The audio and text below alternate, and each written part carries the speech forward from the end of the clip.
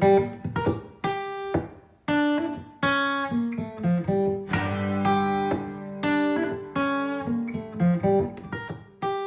everybody, I thought today I would take on the grieving topic. As y'all know, my mom passed away back in February, and I've been kind of putting my thoughts together because I'm right in it. And I didn't feel quite ready to do it until now, but I figured this is as good a time as any. It's a good time to do it because I'm starting to accept a little bit, and yet I'm still kind of in touch with a lot of the kind of odd things and weird experiences that happen while I'm grieving. And these are my experiences that I'm going to share. They may not be reflective of what you go through when you're grieving a loss. Perhaps some of them might be similar. My story is that I really didn't understand grieving until relatively later in life. I've spoken elsewhere about kind of my lack of ability to engage with emotional things for some time. As mentioned in the barbecue video, I got some baggage. I've done a lot of work on that. I didn't have any situations where grieving was a huge thing for me. I wasn't particularly close to my grandparents when they passed away. And even if I had been, I probably wouldn't have been able to really process that at that time, emotionally speaking. My reaction to situations like that in the past was to be responsible and take care of business things and be very stoic about it, and then get depressed later on. Good times. Only more recently in my life have I really kind of come to grips with like how I process things, and to think about that, and to reflect on what kind of person I want to be, and therefore was in a better place to address some of the grieving that I've felt later in life. What have I grieved over that period of time? 10 years ago, I got divorced. My dad passed away several years back. My estranged sister passed away. Relationships, and finally my mom passing here most recently. What do I feel right now is this, and this has been a bit more intense in the preceding weeks, and it's somewhat better right now for the moment. But I feel like on occasions where my emotions are just kind of under the surface, where I feel sadness, I feel kind of a quietness and a lack of willingness to engage. I have this sense of wanting to isolate. Periodic flashes of anger when people reference my mother, or in particular ways, or when people talk about their parents. It's kind of an odd thing to have that for me. I've had a couple of moments of crying about it, but not a whole ton. I've had literal sobbing fits over some things in the past. If you knew me 15 years ago, you'd be like, what? But I would always do that in the car.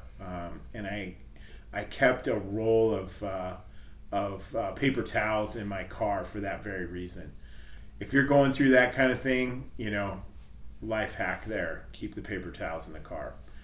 That's been happening periodically.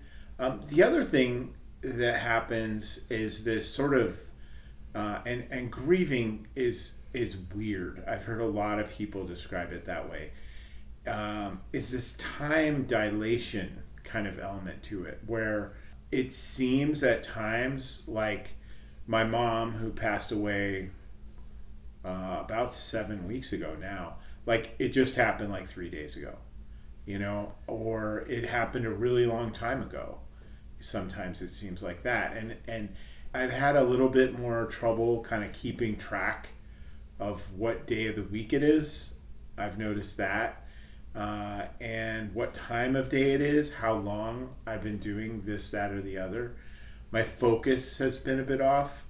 That's something that kind of goes with it too, is that to go back to that emotional side of it, one of the best analogies that I've heard about this is that wave analogy of the idea that you're on a stormy ocean and the waves are rising and crashing and falling, and then you get into valleys of it and you get up high on a wave of things, and it just feels a little bit like you're out of control. That feeling with my dad, that kind of grieving process, it took about, I don't know, a few months for it to kind of get down to where the waves were not quite as pronounced. And this isn't like, maybe a few a day, kind of thing, to where maybe it's a little more gentle and maybe it's I get a wave every other day or every 3 days or something like that. There are times when I intensely miss my dad. Most of the time now, though, it's really, I have fond memories of him, mostly of things that he would think were funny or people that he would think were stupid. You have to know him, but things that he would be amused at, or things that he would be like, that guy's a jackass. That happens regularly, and it's all very pleasant for me in that regard. I'm totally not there with my mom yet. I mean, I'm still like processing this whole experience, and that's okay, and that's likely to go on for some time. I don't process things quickly. It takes me a long time. It's frustrating, but it's something I've recognized in myself through talking with other people and counseling and everything else. I just got to roll with it, let it be what it is, and be a human being like everybody else. So yeah, that time dilation and waves thing has definitely been there for me. Also, rumination, projection, and these odd shocks. And by that I mean, like I've had more than a few kind of like startling moments of like, what if she's not dead? What if, do I know she is? I was out in my backyard with my dog and that happened, and I was like, oh, what if she's not dead? And in my case, again, if you knew my mom, I was like, man, she's going to be pissed. I just immediately had those two thoughts like back to back. Of course, she is dead. It is what it is. But it's just one of those odd things that just like snaps at you.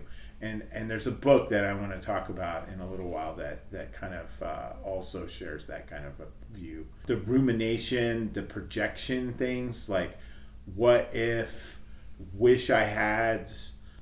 I don't have too many of those with my mom.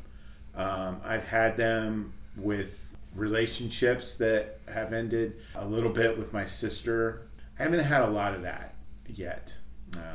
One of the things I wanted to mention that really seemed noteworthy to me while she was in really a steep decline at the end, this sense of mission and almost excitement, kind of like a stress thing, where I would feel like, oh, I got to jump in my car, I got to drive down there, I've got to see her, I've got to take care of this thing with one of the physicians or whatever, cranking some metal in my car while I'm driving down there, some kind of heavy drum music, that kind of stuff.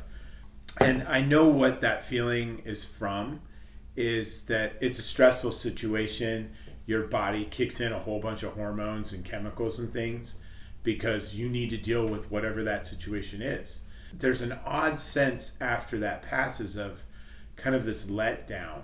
And also, I suppose, in my mind, the reason that might happen is that old idea of responsibility. I used to react to crises like this, everything else out, focus on this. And that can be kind of an exhilarating thing. I know that some people sort of do that naturally. I don't. I have a lot going on up here all the time and a lot of different things that I'm focusing on. So it's rare that I have that feeling, and it's actually a positive feeling for me to be able to focus on a task at hand. And I suppose that's some of this. The other part is those stress hormones, and the other part is that responsibility kind of vibe that is kind of an old idea. So a little bit of old ideas, a little bit of biochemistry. Of course, since she passed away, there is no crisis now. There is no emergency. And so I don't feel that way anymore. And there's somewhat of a letdown from that. I would say if you have that and you're feeling guilty about it, don't. It's in some ways, we're all animals, and those reactions are beyond our control. And we have ideas that, have been hardwired into us from childhood or from other experiences. The best we can do is be aware of them, acknowledge that they're there, acknowledge they're passing, and let it go. Some of the things that I have approached differently this time with grieving is to ask people for what I want or need. And this isn't like tangible things, but like, hey, do you mind if we go out and do something fun? Hey, can we go walk the dog? Will you go walk the dog with me? Allowing people to help me and care about me, like saying, hey, I'm going to come get you and we're going to go do this. Okay. In the past, I wouldn't have asked for what I wanted or needed, and I wouldn't have responded well to people offering something like that. Allowing that to happen and allowing myself to express those human needs. And I think that's been helpful to me. The next thing I want to talk about is 4 books that I've read during the course of grieving various things, and all of them have helped me in some way. The first book is The Prophet by Khalil Gibran, and this is a beautiful book, and it has some really interesting Art Deco illustrations as well. It's a spiritual book in a way, but it's not a Judeo-Christian book. It's not really associated with any religion in particular. He was Lebanese, but I don't really think he had a religion of any sort. This book was written, I believe, in the 20s. He has these stories of loss of all sorts of things, human conditions and circumstances. And the way he writes is really pretty, but it's stark and it's very to the point. And there's several passages in this book that have really struck me over the years. The next one that I wanted to talk about was, and I've talked about this before, is Burnout, The Secret to Unlocking the Stress Cycle by the Nagowski sisters. And there's so much in this book that is incredibly valuable in so many ways. I learned about it about 4 years ago, actually, during the kind of heights of the pandemic. Really valuable book, really helpful to me in understanding self-care, old ideas, negative self-talk, and a lot of things that can happen when you're in an emotionally charged, difficult situation. Couldn't recommend this more for a range of things, including grief. So be sure to check that out. Another book, which is a little perhaps off the beaten path, is Dear Mr. You by Mary Louise Parker, the actress. You might remember her from Weeds and many other things. Red, one of my favorite movies with her in it. Dear Mr. You is a series of reflections about men in her life that left or passed away. Like, she's got a short essay, and it's all these short essays. And one of them is to her grandfather, one of them is to her dad. And the one about her dad was particularly touching to me. Somebody recommended this to me a while back, a friend of the family, and after my dad passed away. It's a great book. I read the whole thing, and I would really encourage anybody who's grieving something. This could fit for pretty much anything. And then the last book, I don't have a copy of this here. There's a couple books that I give away to people. And one of them is The Prophet, which I happen to have 2 copies left of. It's Joan Didion's Year of Magical Thinking. She wrote that book in the wake of her husband's passing and a bit later her daughter's death. And she doesn't mention her daughter in the book much in terms of her passing, but she talks a lot about her husband's death, which was unexpected and sudden. A lot of the things that I've discussed here today, she discusses in The Year of Magical Thinking. Those kind of like little moments where you're like, is this real? Did that really happen? Sensory memories, all sorts of things that can kind of trigger these little introspective moments where you're thinking about the person that's lost and thinking about like, what is my life meaning now? What am I going to do now? And the reactions of other people who expect you to be over that. I just encountered somebody last night who was like, so you're doing good, right? And I'm like, kinda, not great. I don't have anything. I'm not like doing bad. I mean, it's one of those questions where you're like, I have no idea what to say to that. So it's all good, right? Yeah, that's not one of the things to say. All of that kind of stuff is reflected in her book, and I've probably talked about her style of writing before, but it's very, very stark, very personal, very authentic, and very sparse and very descriptive, somewhat paradoxically, in that you totally get it and you can totally see it, but she doesn't necessarily use a ton of words. And I appreciate that style, and it also gives what she's talking about in the book force and meaning and connection. And another person gave that particular book to me when I was grieving my dad's passing. One other tool that I've mentioned in some of my other videos is journaling. I really try to journal every morning when I get up. For whatever reason, that's a time when I'm probably a little bit more prone to sadness and emotion than other times of the day. Doing that journaling and writing that kind of experience out in sort of a free-form stream of consciousness approach really kind of helps me to right-size those emotions and feelings, normalize them in a way. And that's been very helpful to me, and I definitely recommend that. Beyond that, I would say, you've been through something.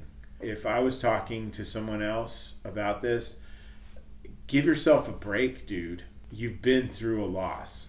You don't have to do everything that you would normally do in your regular life. It's okay.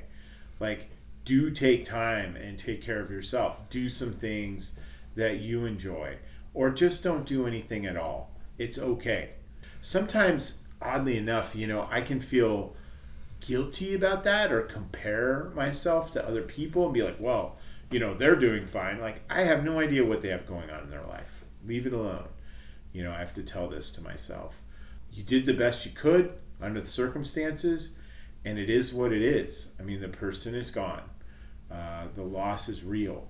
It's one of those things that you have to allow yourself to be a human being. And I have to tell myself that, to allow myself to open up to other people, to let them know what's going on, and not pretend like I'm doing fine. That's absolutely what I would have done 15, 20, 25 years ago. And I'm not willing to do that anymore because I've learned how unhealthy that is for myself. And of course, if you're in these situations and you feel like these things are getting the most of you and you're not kind of seeing those waves bounce out, there is absolutely no reason to fail to seek counseling and to get some professional help. Counselors have been hugely helpful to me in a variety of circumstances dealing with grief and loss of all of these things that I've talked about. I've learned a lot from them. Outside perspectives. If you need to do that, absolutely do. There's so many resources now. It's pretty easy to find somebody that you kind of vibe with and you can feel comfortable with talking to them. Take help when it's offered too. If you have trusted friends, absolutely talk to them. Do stuff with people as you wish, not anything more than you want to. Hey man, I get it. If you're there in the middle of a grieving process yourself, I completely feel for you. I get it. I've been there. I'm there right now. Yeah, I hope this has been helpful, and I appreciate y'all spending some time with me today. I know that you take time out of your day to watch these, and I hope you got something out of it. Look forward to seeing you on the next one. Thanks.